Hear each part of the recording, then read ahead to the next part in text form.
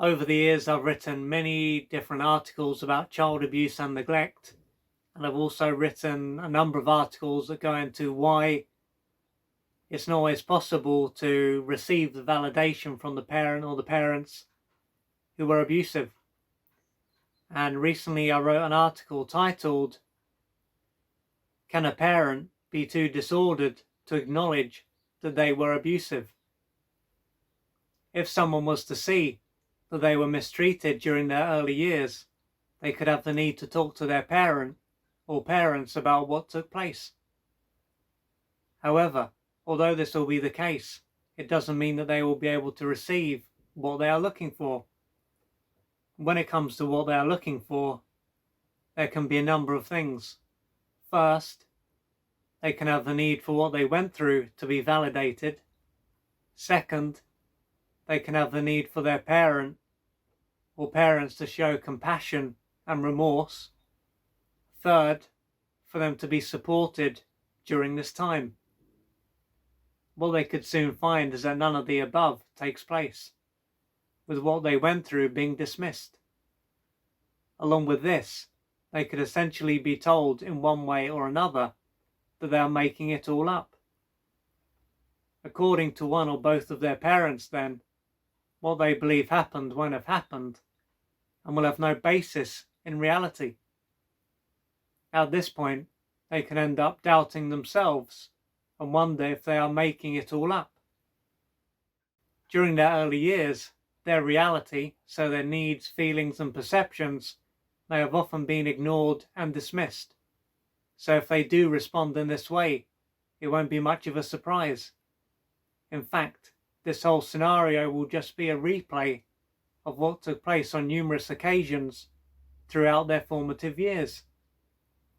If they are working through what happened with a therapist or healer, for instance, this is something that they will be able to talk about. By having someone like this in their life, they will be supported. After not getting very far the first time, they can end up trying again, and this time they could talk about all the things that prove that they are not making it all up. In other words, they could talk about the facts, not just how they feel. Even so, their feelings, which are being described as the facts of the body, will support what they have to say. Anyway, they can talk about how other family members and friends who were around at the time back up what they say. And they may have even had a brain scan, for instance, that proves that this stage of their life was deeply traumatic. Once again, what they say might fall on deaf ears, and it might be clear that it is not possible for them to get through to one or both of their parents. To be treated in this way is not going to be pleasant either. They might soon come to the conclusion that it is better for them to stop trying to get through to them.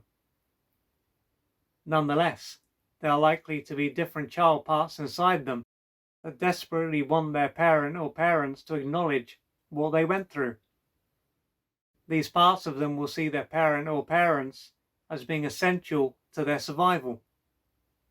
Most likely, for these parts to no longer have the need for their parents' love, it will be necessary for them to grieve their unmet childhood needs. When this happens, they will be crying out the pain of not having certain needs met.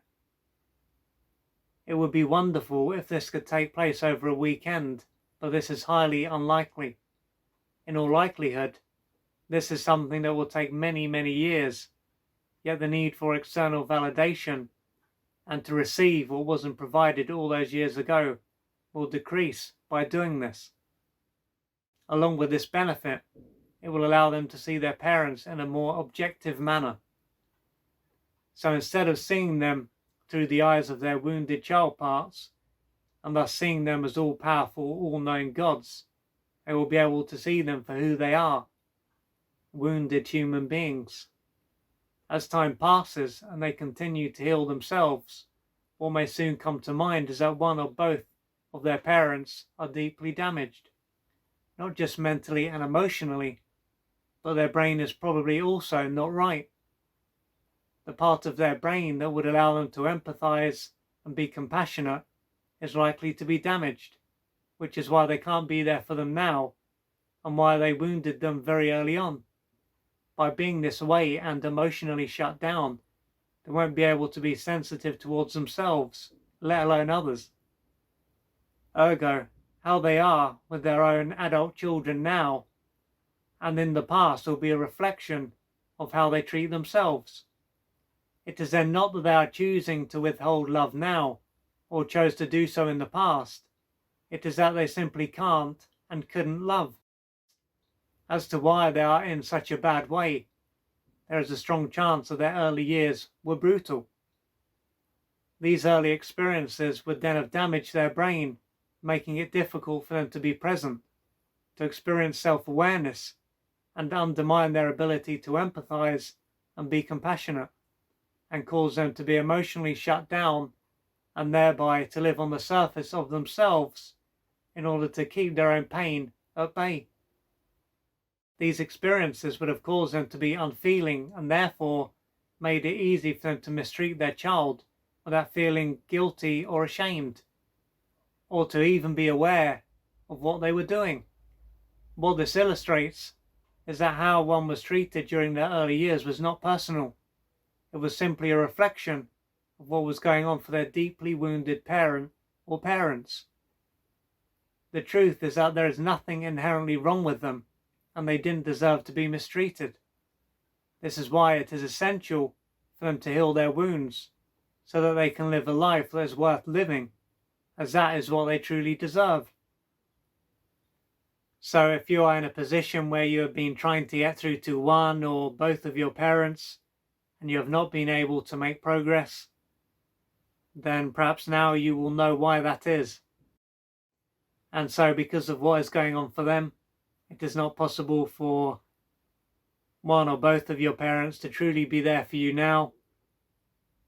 And this is also why they couldn't really be there for you during your formative years. And the main thing is that you keep in mind that what took place wasn't your fault. You didn't deserve to be treated in this manner. And what matters now is that you do what you need to do to gradually work through your wounds so that you are able to live a life that is worth living, because that is what you deserve.